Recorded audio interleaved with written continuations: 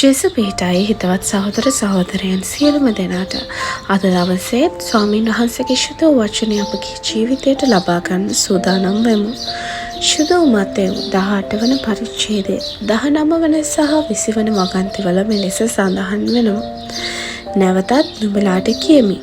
පොළොවේදී නුඹලාගෙන් දෙදෙනෙක් තමුන් ඉල්ලන යමක් ගැන එක්සිතුවන්නෝ නම් ස්වර්ගයෙහි සිටින මාගේ පියාණන් වහන්සේගෙන් ඒ දේ ඔවුන්ට ලැබෙන්නේය.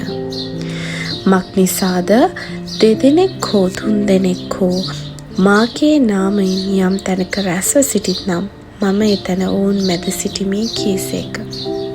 ආමේන්.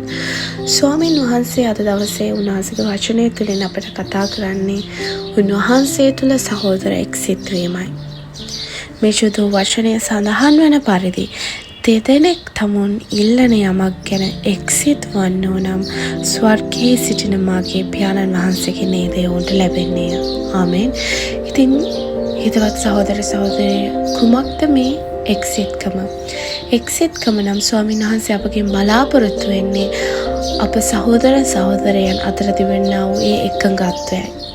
ඒ සිත්වල තිබෙනා වූ සමාදානයයි. අපි යම් කරුණක් කරනකොටගෙන උන්වහන්සේ කෙරෙහි අපි ආඥා කරන කල්හි අපි අතර තිබෙනා වූ එකඟත්වයයි. ඉතින් එලෙසම උන්වහන්සේ 20 වන පරිච්ඡේදය මෙලෙස සඳහන් කරනවා. මක්නිසාද දෙදෙනෙක් හෝ තුන්දෙනෙක් හෝ මාගේ නාමයෙන් යම් තැනක රැස්ව සිටිනම් මම එතන ඔවුන් මැද සිටිමි කීසේක. ඉතින් හිතවත් සහෝදර සහෝදරිය අපි රැස් වෙන කලී අපි තුල අපගේ සිත් තුල තිබෙන උන්වහන්සේ වෙනුවෙන් උන්වහන්සේගේ නාමයෙන් අපි එක්සිත් වෙමින් එකඟ වෙමින් උන්වහන්සේගේ නාමයෙන් අපි රැස් වෙන කලී ස්වාමීන් වහන්සේ අප අතර වැඩ වසනවා. එලෙසම උන්වහන්සේ බොහෝ අවස්ථාවල උන්වහන්සේ ශුද්ධ වචනය තුලින් සහෝදර එකමුතුකම මේ එක්සිත්කම ගැන උන්වහන්සේ කතා කරනවා. දේශනාකාරය 4 වන පරිච්ඡේදයේ 9 වන වගන්තිය උන්වහන්සේ මෙලෙස සඳහන් කරනවා.